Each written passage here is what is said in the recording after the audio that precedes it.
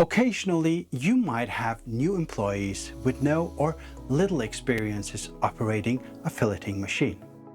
That can quickly end up with less ideal cut fillets. So, what's the best way to teach them the skills? Hello, my name is Rayan, and today I would like to share our experiences perfecting the job of operating a filleting machine. My career as an operator began when I was 17 and I got my first full-time job at a fish processing plant. However, it's been a while since I was 17, so I teamed up with a skilled operator to show us how to do it properly. Before we get to the machine, it is essential to ensure that the fish belly has appropriately been cut open to the vent.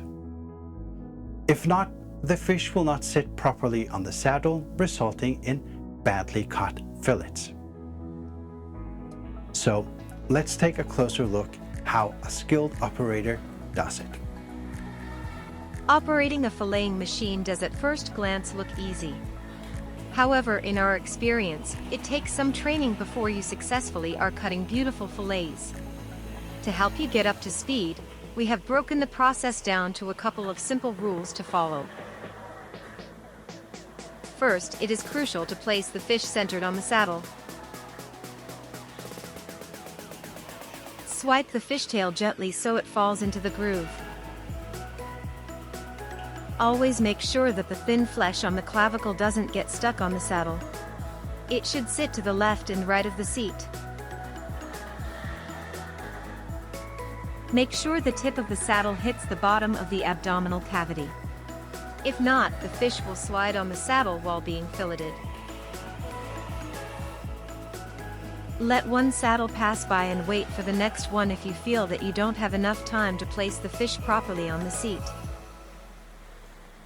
That's it.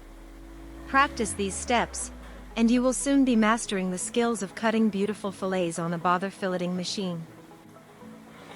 Thanks. That was a needed brush up for me, having lost touch after all these years. By the way, did we forget to mention something? If so, let us know. I also would love to hear about your experiences operating filleting machines. Let me know down in the comments. And as always, thanks for watching.